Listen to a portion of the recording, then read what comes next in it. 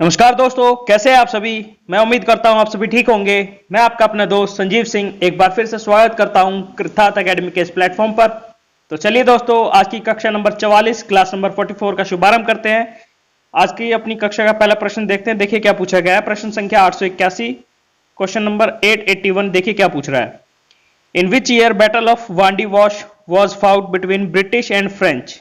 यह पूछ रहा है, बताइए किस वर्ष जो है अंग्रेजों और फ्रांसीसी और अंग्रेजों के मध्य वांडी वॉश का युद्ध हुआ था। आपके चार ऑप्शन है 1757, 1757, 1764, 1760, 1797। दोस्तों इस प्रश्न का सही उत्तर होगा ऑप्शन नंबर सी 1760। हुआ यह था कि सन 1757 में जो पलासी का युद्ध हुआ था ये फ्रांसीसियों के कारण ही हुआ था। फ्रांसीसियों ने जो है वहां के जो राजा थे उन राजा को भड़का दिया और उन्होंने कहा कि ये क्या हो रहा है आपके राज्य में। आपके राज्य में होते हुए अंग्रेज लोग आ रहे हैं और किलेबंदी कर रहे हैं। उस समय अंग्रेजों ने अपनी किलेबंदी की थी और व्यापार कर रहे थे अपने मनमानी तरीके से। तो वहां के नवाब को ये पसंद नहीं आया, उन्होंने इसका विरोध किया। तो बदले में जो है अंग्रेजों और वहां के नवाब के बीच में जो है युद्ध हुआ, जो कि प्लासी का युद्ध कहलाया सन 1757 में। ठीक है। ठीक उसके 3 साल बाद ही इन फ्रांसीसियों को अच्छा सबक सिखाने के लिए 1757 में तो उन्होंने वहां बंगाल में कब्जा कर ही लिया अंग्रेजों ने। तो उसके बाद 1760 ईस्वी में वांडी वॉश, जो कि वर्तमान में तमिलनाडु में स्थित है तमिलनाडु में वांडी वॉश के नाम से प्रसिद्ध है ये। ठीक है। तो यहां पर इनके साथ युद्ध हुआ और मद्रास को भी अपने कब्जे में ले लिया अंग्रेजों ने। अगले प्रश्न की तरफ बढ़ते हैं। प्रश्न संख्या 882, 882 क्या पूछा गया है। दोस्तों यह पूछ रहा है, during the battle of Buxar who was the Mughal emperor in the Delhi. दोस्तों इसने पूछा है, बताइए बक्सर के युद्ध के दौरान जो है दिल्ली में मुगल सम्राट कौन थे। आपके चार ऑप्शन है औरंगजेब, आलमगीर प्रथम, शाह आलम द्वितीय या मोहम्मद शाह रंगीला।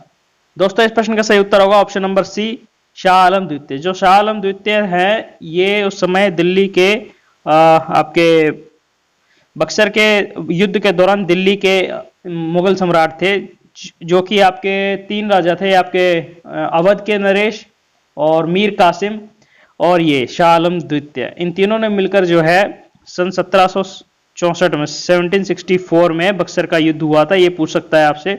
ठीक है। जो कि वर्तमान में आपके बिहार में स्थित है। और इन तीनों के साथ मुकाबला करते हुए अंग्रेजों ने जो है इनके ऊपर विजय हासिल की और इनको भी अपने कब्जे में कर लिया। अगले प्रश्न की तरफ बढ़ते हैं। प्रश्न संख्या 883, 883 क्या पूछा गया है।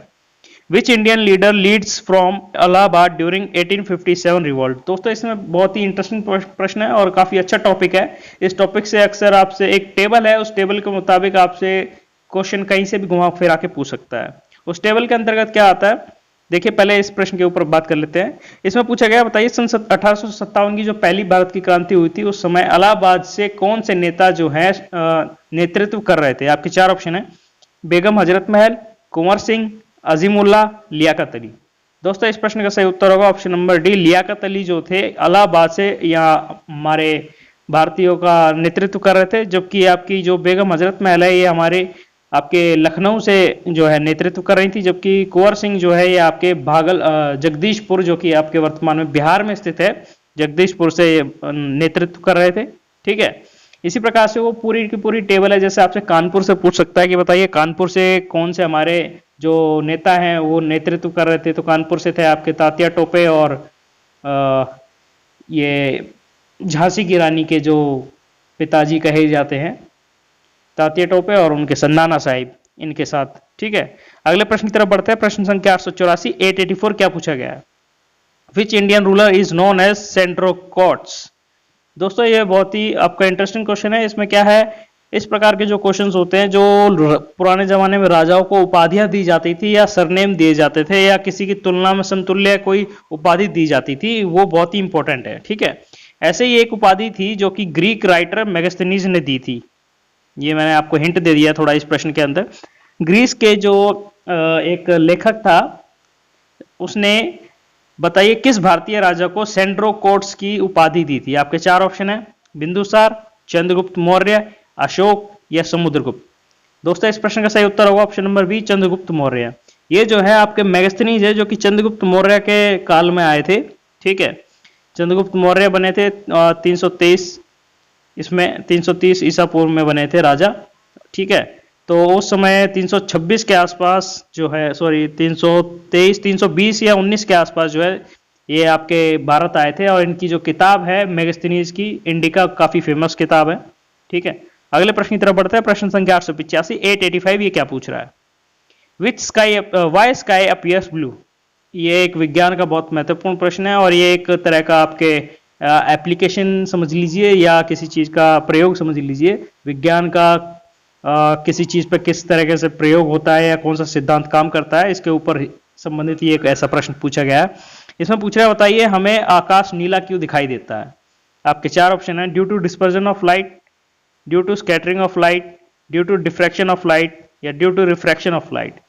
दोस्तों ये सभी जो है प्रकाश के अलग अलग प्रतिक्रिया के सिद्धांत हैं। तो इस प्रश्न में जो सही उत्तर होगा वो होगा option number B, due to scattering of light. ये जो है प्रकाश के फैलाव के कारण, मतलब बिखरने के कारण, प्रकाश के बिखरने के कारण जो है आपका जो आसमान है आपका नीला दिखाई देता है। जब भी देखिए, बिखरने का मतलब है जब भी कोई रोशनी किसी वस्तु पर किसी माध्यम पे पड़ती है तो कई प्रकार की चीजें होती हैं। या तो हो सकता है कुछ रोशनी जो है वह पदार्थ सोख ले, हो सकता है कुछ रोशनी को अपने आर पार जाने दे, हो सकता है कुछ रोशनी को वह रिफ्लेक्टेड कर दे, परावर्तित कर दे जहां से वो आई है, जिस माध्यम से आई है, और हो सकता है अपने आसपास के वातावरण में उसको बिखरा दे यानी कि फैला दे। तो ये वही जो है एक तरह का ये फिनोमिना है, एक तरह का ये प्रतिक्रिया है प्रकाश के साथ जो होती है। किसी माध्यम से टकराने पर जो है प्रकाश फैल जाता है आसपास के इलाके में या आसपास के एरिया में। और जो नीला रंग होता है ये प्रकाश, इसकी वेवलेंथ जो है शॉर्टर वेवलेंथ होती है और ये कम फैलता है आसपास में, और ये इसी प्रकार से आपको आसमान जो है नीला दिखाई देता है। अगले प्रश्न की तरफ बढ़ते हैं। प्रश्न संख्या 886 886 क्या पूछा है इसने? Santa Ana are the local winds blown at which place? दोस्तों ये जितनी भी आपकी हवाएं हैं, मैं पहले इस प्रश्न को पूरा करूं उसके बाद इसकी जानकारी दूंगा। इसमें पूछा गया सांता आना जो है नामक स्थलीय हवाएं, लोकल विंड्स मतलब स्थलीय जो हवाएं हैं, आसपास की जो हवाएं चलती है, शुष्क एवं गर्म हवाएं होती हैं ये, तो ये कौन से स्थान पर चलने वाली हवाएं हैं? आपके चार ऑप्शन है: कैलिफोर्निया, इंडिया, भारत, फ्रांस या ईरान। दोस्तों इस प्रश्न का सही उत्तर होगा ऑप्शन नंबर ए, कैलिफोर्निया। जो सांता आना नामक गर्म एवं शुष्क हवाएं हैं ये आपके कैलिफोर्निया यानी कि यूएसए, अमेरिका के कैलिफोर्निया के इलाके में चलती हैं। जैसे हम कहते हैं भारत में लू चल रही है, ये भारतीय, और पाकिस्तान में जो गर्म हवाएं चलती हैं उसे हम लू कहते हैं, ठीक है। इस अगले प्रश्न की तरफ बढ़ते हैं। प्रश्न संख्या 887 887, ये क्या पूछ रहा है? Mount Denali is the highest peak of Alaska mountain range located in which continent? दोस्तों ये एक आपका ज्योग्राफी का क्वेश्चन आ गया है इसमें। ये पूछ रहा है, बताइए देनाली नामक जो पर्वत चोटी है, देनाली नामक जो सबसे ऊंची पर्वत चोटी है जो कि अलास्का पर्वत श्रृंखला की सबसे ऊंची चोटी है। प्रश्न पूछता है अलास्का पर्वतमाला की सबसे जो ऊंची चोटी है देनाली चोटी, वह कौन से महाद्वीप में स्थित है? आपके चार ऑप्शन है: साउथ अमेरिका, ऑस्ट्रेलिया, एशिया या यूरोप। दोस्तों इस प्रश्न का सही उत्तर होगा आपका ऑप्शन नंबर ए, ये साउथ अमेरिका। थोड़ी दोस्तों इसमें मुझे गलती लगती है, ये साउथ नहीं है, ये नॉर्थ आएगा यहाँ पर, ठीक है। आपका सही उत्तर होगा ये नॉर्थ अमेरिका, ठीक है, क्योंकि अलास्का जो है आपका नॉर्थ अमेरिका में स्थित है, ठीक है, साउथ अमेरिका में नहीं है। इसमें थोड़ी मिस प्रिंट है तो आप इसे करेक्ट कर लीजिए इंफॉर्मेशन। आपकी जो माउंट देनाली है ये माउंट मैकिनले जो इसका पहला नाम था, पहले इसे माउंट मैकिनले के नाम से जाना जाता था, और बराक ओबामा के समय में जब वे प्रधानमंत्री रहे थे, सॉरी वहाँ के राष्ट्रपति रहे हैं यूएसए के, अमेरिका के, उन्होंने इसका नाम बदल के माउंट देनाली कर दिया। अगले प्रश्न की तरफ बढ़ते हैं। प्रश्न संख्या 888 888 क्या पूछा है इसने? Which country is known as the rising sun country? दोस्तों काफी महत्वपूर्ण प्रश्न है। इसने पूछा गया है कि बताइए कौन सा देश जो है आपका सुबह का सूर्य का देश कहलाता है या सनराइजिंग सन का देश कहलाता है, सूर्य उदय का देश कहलाता है। आपके चार ऑप्शन है: नॉर्वे, फिनलैंड, जापान या ऑस्ट्रेलिया। दोस्तों इस प्रश्न का सही उत्तर होगा option number C, Japan. Japan को जो है सूर्य उदय का देश कहा जाता है क्योंकि सबसे पहले पूर्व में, अगर हम ग्लोब देखते हैं या अपना मैप भी देखते हैं, अगर ये हमारा मैप है या अगर ये ग्लोब है तो उसके जो पूर्वी हिस्सा जो है जहाँ से हमारा सूरज सबसे पहले दिखाई देता है तो वो जापान देश है। ठीक है, जापान में जो है कहते हैं सबसे पहले आपका सूर्योदय जापान में होता है, इसीलिए जापान इसका सही उत्तर होगा। और जापान के विषय में थोड़ी सी बता देते हैं, काफ़ी टाइम में काफ़ी बार आपको बता भी चुका हूँ। जापान की यदि आपसे राजधानी पूछी जाती तो वो है टोक्यो। और टोक्यो इसलिए भी महत्वपूर्ण है क्योंकि इस वर्ष 2020 में टोक्यो ओलंपिक होना था, जो कि अगले वर्ष के लिए स्थगित कर दिया गया है। 2021 में होना है यहाँ पर टोक्यो ओलंपिक। और जब यहाँ पे हमने इसकी राजधानी भी बताई है तो इसकी मुद्रा भी जरूर बताएंगे। करेंसी इसकी है आपकी येन, यहाँ पे येन चलता है। ठीक है, अगले प्रश्न की तरफ बढ़ते हैं। प्रश्न संख्या 889 889 ये क्या पूछ रहा है? Which of the following city is located at the bank of Chambal river? दोस्तों इसने पूछा है बताइए निम्न में से कौन सा शहर चंबल नदी के तट पर स्थित है? आपके चार ऑप्शन है, हैदराबाद, अजमेर, कोटा या लखनऊ। दोस्तों इस प्रश्न का सही उत्तर होगा ऑप्शन नंबर सी, कोटा। जो राजस्थान का कोटा नामक जो शहर है, जहां से आप अगर इसे थोड़ा रिलेट कर पाए तो हमारे जो ओम बिरला जी हैं, जो माननीय हमारे लोकसभा के सभापति हैं, ठीक है, लोकसभा स्पीकर हैं, वो यहाँ से एमपी हैं। ठीक है, सांसद है कोटा से, राजस्थान से।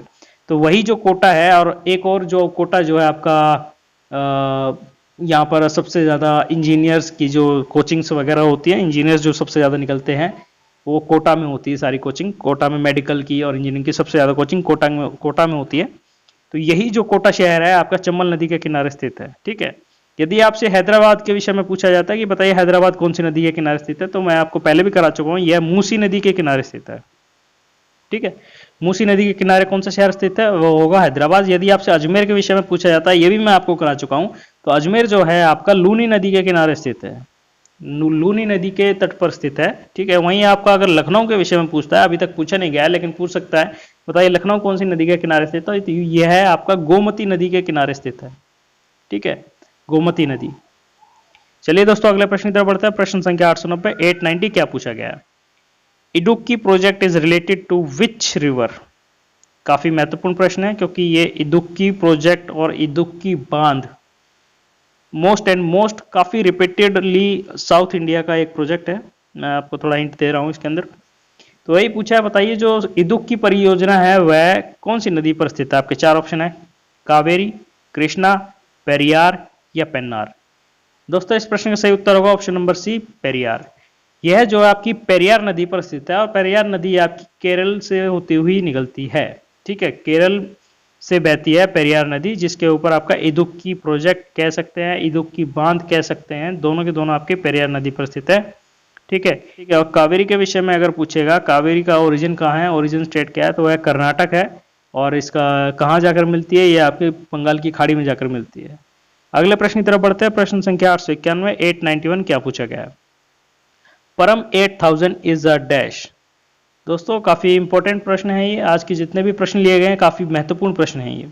इसने पूछा है बताइए परम 8000 जो है एक प्रकार का क्या है? आपका सैटेलाइट है यानी कि उपग्रह है, या आपका रॉकेट है, किसी प्रकार का रॉकेट है, या मिसाइल है, किसी प्रकार की मिसाइल है, या आपका एक सुपर कंप्यूटर है।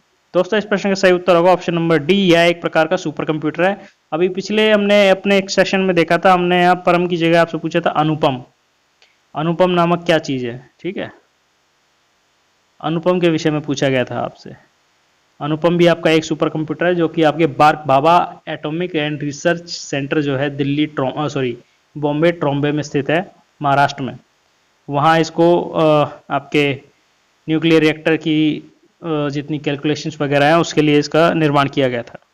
अगले प्रश्न की तरफ बढ़ते हैं। प्रश्न संख्या 892 892 ये क्या पूछ रहा है? ये सारे करंट अफेयर रिलेटेड प्रश्न आने वाले हैं। The surgical strike done by the India at Balakot by using Spice 200 and Spice 2000 in manufactured by which country? दोस्तों बहुत ही इंपॉर्टेंट क्वेश्चन है और जीके से रिलेटेड है क्योंकि हाल ही में इसके साथ हमारा कुछ इंटरेक्शन हुआ है। इसमें पूछा गया है बताइए जो बालाकोट पर भारत ने अपनी जो सर्जिकल स्ट्राइक की थी, आपको अच्छी तरह याद होगा, बालाकोट पे जो भारत ने सर्जिकल स्ट्राइक की थी उसमें ये स्पाइस 2000 नामक बम इस्तेमाल किए गए थे जिनसे वहां पर हमला किया गया था। यह किस देश में निर्मित है या किस देश से बनते हैं, या हम कह सकते हैं इन्हें हम किस देश से इंपोर्ट करते हैं, किस देश से हम इसे खरीद रहे हैं? आपके चार ऑप्शन है, इजराइल, फ्रांस, रशिया या चाइना। इस प्रश्न का सही उत्तर होगा ऑप्शन नंबर ए इजराइल। हम जो हैं इसे इजराइल से खरीद रहे हैं। वर्तमान में अगर इसके विषय में पूछा जाता है इजराइल के प्रधानमंत्री कौन है, तो आप सभी को उम्मीद करता हूँ पता होगा। तो यहाँ के जो प्रधानमंत्री हैं आपके वो है बेंजामिन नेतन्याहू। और यदि आपकी यहाँ से कैपिटल पूछी जाती तो इसकी कैपिटल है जेरूसलम। ठीक है, अगले प्रश्न की तरफ बढ़ते हैं। प्रश्न संख्या 893 893 क्या पूछा गया है? Very very most important question of the current affairs, जो अब ये पार्ट चल रहा है हमारा। Who is the present director general of BSF? मैं आपको पहले भी बता चुका हूं, जितने भी हमारे गवर्नमेंट इंस्टीट्यूशंस हैं, गवर्नमेंट बॉडीज हैं, उन सभी के जितने भी हेड हैं या जो भी कार्यकारी अधिकारी हैं या बड़े बड़े अधिकारी हैं उनके विषय में या उन इंस्टीट्यूशन के विषय में एस्टेब्लिशमेंट ईयर, हेडक्वार्टर्स वगैरह से संबंधित आपसे प्रश्न जरूर पूछे जा सकते हैं। तो उन्हीं में से एक प्रश्न है, ये पूछ रहा है बताइए वर्तमान में जो आपके बीएसएफ हैं उसके महानिदेशक कौन है? आपके चार ऑप्शन, वीके जौहरी, एसएस देसवाल, मनोज मुकुंद नरवाणे या आरकेएस भदौरिया। दोस्तों इस प्रश्न का सही उत्तर होगा ऑप्शन नंबर ए वीके जौहरी, यानी विवेक कुमार जौहरी जो है अभी हाल ही में वर्तमान में बीएसएफ के डायरेक्टर जनरल हैं। यदि आपसे मनोज मुकुंद नरवणे के विषय में पूछा जाएगा तो ये आपके जो है आर्मी के भारतीय सेना के सेनाध्यक्ष हैं। जबकि आपसे राकेश भदौरिया, आरकेएस भदौरिया के विषय में पूछा जाए तो ये आपके जो हैं नेवी के इंडियन एयरफोर्स के जो हैं भारतीय वायुसेना के अध्यक्ष हैं। अगले प्रश्न की तरफ बढ़ते हैं। प्रश्न संख्या 894 894 क्या पूछा गया है? Where is the headquarter of food and agriculture organisation FAO? ये एक इंटरनेशनल ऑर्गेनाइजेशन है, इंटरनेशनल अंतर्राष्ट्रीय संगठन है। ये पूछ रहा है बताइए आपका अंतर्राष्ट्रीय संगठन किसका? खाद्य एवं एग्रीकल्चर, यानी कि एग्रीकल्चर बोले तो आपका जो खेती बाड़ी जो होती है, खाद्य एवं खेती का जो संगठन है उसका आपका हेडक्वार्टर कहाँ है, उसका मुख्यालय कहाँ स्थित है? आपके चार ऑप्शन, रोम, लंदन, पेरिस या बर्मिंघम। दोस्तों इस प्रश्न का सही उत्तर होगा ऑप्शन नंबर ए रोम। यह रोम में स्थित है। FAO करके आपसे पूछा जाएगा ये इसका हेडक्वार्टर कहाँ है, तो ये रोम जो कि इटली की राजधानी है। यदि आपसे इसका स्थापना वर्ष पूछा जाएगा, एस्टेब्लिशमेंट ईयर, तो ये 1945 है, 1945 है। ठीक है, अगले प्रश्न की तरफ बढ़ते हैं। प्रश्न संख्या 895 895 ये क्या पूछा गया इसमें? Pachmarhi biosphere reserve is located in which state of India? यह पूछ रहा है बताइए पंचमणी जो आपका बायोस्फीयर रिजर्व है, ठीक है, जैव विविधता जो संरक्षण है पंचमणी का, वह कहाँ स्थित है? आपके चार ऑप्शन, मध्य प्रदेश, उत्तर प्रदेश, बिहार या कर्नाटक। दोस्तों इस प्रश्न का सही उत्तर होगा ऑप्शन नंबर ए, यह मध्य प्रदेश में स्थित है। मध्य प्रदेश की बात आ गई तो अभी वर्तमान में मुख्यमंत्री के विषय में पूछा जा सकता है। तो अभी कुछ समय पहले ही, कुछ महीनों पहले ही कह सकते हैं, वहाँ पर आपके सरकार पलटी है। कांग्रेस की सरकार थी, कांग्रेस की सरकार के कुछ नेताओं ने पार्टी से इस्तीफा दिया और बीजेपी में शामिल हुए। तो वहाँ पर इस समय जो है आपके मामा कहे जाने वाले अशोक चौहान जी की सरकार है। ठीक है, अशोक चौहान नहीं है, उनका नाम है शिवराज सिंह चौहान, सॉरी, उनका नाम शिवराज सिंह चौहान है, शिवराज सिंह चौहान है इनका नाम। ठीक है, और यदि आपको वहां से गवर्नर के विषय में पूछा जाता है तो अभी वहां वर्तमान में गवर्नर जो है वहां के लालजी टंडन है, और अभी हो सकता है इनकी पोस्टिंग बदल दी जाए क्योंकि इनकी अभी तबीयत खराब चल रही है। ठीक है, चलिए दोस्तों अगले प्रश्न की तरफ बढ़ते हैं। प्रश्न संख्या 896 896 इसने क्या पूछा है?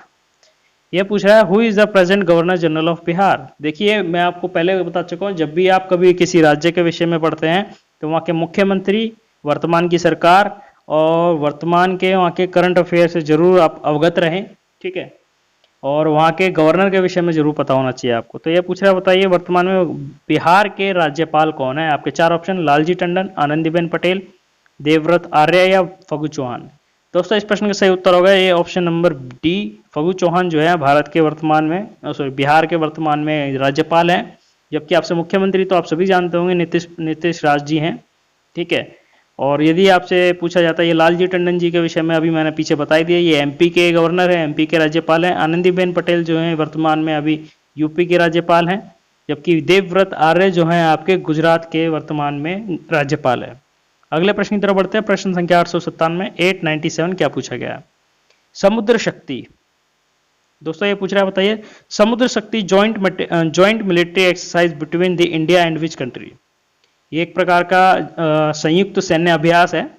समुद्र शक्ति नामक संयुक्त सैन्य अभ्यास जो है भारत और किस देश के मध्य होने वाली एक सैन्य अभ्यास है? बताइए, आपके चार ऑप्शन, जापान, बांग्लादेश, फ्रांस या इंडोनेशिया। दोस्तों इस प्रश्न का सही उत्तर होगा ऑप्शन नंबर डी। यह इंडोनेशिया और भारत के मध्य वर्ष 2019 में हुई एक संयुक्त सैन्य अभ्यास है। ठीक है, वहीं आपसे जापान के साथ में पूछ सकता है, जापान के साथ कौन सा सैन्य अभ्यास हुआ है, या बांग्लादेश के साथ कौन सा हुआ है। तो बांग्लादेश के साथ मैं बता दूं कॉर्पेट 19, बांग्लादेश के साथ जो हुआ है कॉर्पेट, ठीक है, कॉर्पेट 19 नाम का जो हुआ है बांग्लादेश के साथ हुआ है वर्ष 2019 में। चलिए दोस्तों अगले प्रश्न की तरफ पढ़ते हैं। प्रश्न संख्या 898 898 क्या पूछा गया है? Which Indian player is the only player to get Rajiv Gandhi Khel Ratna award twice for 2 different sports. काफी इंपॉर्टेंट क्वेश्चन है और काफी यूनिक, अपने आप में एक अलग से देखा गया प्रश्न है। इसमें पूछा गया, बताइए भारत के वह कौन से एकमात्र खिलाड़ी हैं जिन्हें 2 बार अलग अलग खेलों में राजीव गांधी खेल रत्न अवार्ड से नवाजा गया है? दोबारा सुन लीजिए, भारत के एकमात्र ऐसे खिलाड़ी जिन्हें 2 अलग अलग खेलों में राजीव गांधी खेल रत्न अवार्ड से 2 बार नवाजा गया। आपके चार ऑप्शन है, विराट कोहली, कर्णम मल्लेश्वरी, पंकज आडवाणी या धनराज पिल्लाई। दोस्तों इस प्रश्न का सही उत्तर होगा ऑप्शन नंबर सी, आपका पंकज आडवाणी जी। इनके विषय में मैंने आपसे पीछे एक सेशन में जरूर बताया था। ये जो है वर्तमान में इंग्लिश बिलियार्ड खेलते हैं। ठीक है, एक तो ये बिलियार्ड के खिलाड़ी हैं जो इन्होंने, और इससे पहले बिलियार्ड से पहले ये स्नूकर के खिलाड़ी थे। ठीक है, स्नूकर जिसमें एक वो डंडा होता है और एक कुछ टेबल होती है, टेबल पर कुछ सारी गेंदें होती हैं और उसमें डंडे से उनको हिट किया जाता है और 4 कोने होते हैं, 4 कोनों में छेद, और उन छेदों में डंडे के सहायता से आपको बॉलों को उनमें पहुंचाना होता है, उसे स्नूकर कहते हैं। तो ये जो है पहले स्नूकर के खिलाड़ी थे। एक बार तो इसके लिए इन्हें मिल चुका है राजीव गांधी खेल रत्न अवार्ड, और उसके बाद ये अभी वर्तमान में बिलियार्ड्स खेलते हैं, इंग्लिश बिलियार्ड। ठीक है, तो इंग्लिश बिलियार्ड के लिए इन्हें दूसरी बार जो है राजीव गांधी खेल रत्न अवार्ड से नवाजा गया था। दोस्तों आज के चलिए अगले प्रश्न पर बढ़ते हैं। प्रश्न संख्या 899 899 ये क्या पूछ रहा है? Who is the present CEO of Apple company. वर्तमान में एप्पल कंपनी के मुख्य कार्यकारी अधिकारी कौन है? आपके चार option, Tim Donald Cook, Larry Page, ये डबल रिपीट हो गया है लैरी पेज के, सरगई ब्रेन कर लीजिए इधर। ठीक है, ऑप्शन नंबर डी है जेफ बेजोस। दोस्तों इस प्रश्न का सही उत्तर होगा option number A, Tim Donald Cook. Tim Donald Cook जो है अभी वर्तमान में एप्पल कंपनी के आपके चीफ एग्जीक्यूटिव ऑफिसर है, यानी कि मुख्य कार्यकारी अधिकारी हैं। ठीक है, जबकि जेफ बेजोस जो है आपके अमेजोन के फाउंडर हैं और अभी सीईओ भी हैं। लैरी पेज आपके बता ही दिया था मैंने आपको पिछली क्लास के अंदर। लैरी पेज जो है आपके वर्तमान में अल्फाबेट जो कि गूगल की एक पेरेंट कंपनी है उसके सीईओ हैं। अगले प्रश्न की तरफ बढ़ते हैं। आज का अंतिम प्रश्न देखिए क्या पूछा गया है। प्रश्न संख्या 900, क्वेश्चन नंबर 900 क्या पूछता है? Which of the following person won Nobel prize 2019 in physics. Nobel prize से एक ना एक क्वेश्चन आपका जरूर बनता है, किसी भी फील्ड में पूछ लेगा। फिजिक्स में पूछ सकता है, केमिस्ट्री में पूछ सकता है, इकोनॉमिक्स में पूछ सकता है, शांति के लिए पूछ सकता है, और आपका लिटरेचर के लिए पूछ सकता है, किसी के लिए भी पूछ सकता है वो आपको। इसलिए आप एक ये लिस्ट बनाइए और इसको टिप्स पर याद कीजिए। तो ये वही पूछ रहा है, वर्ष 2019 में फिजिक्स भौतिकी के लिए नोबेल प्राइज किसने जीता? आपके चार ऑप्शन है, Michael Mayor, Jim Peebles, Abhijit Banerjee या एस्टर डफ्लो।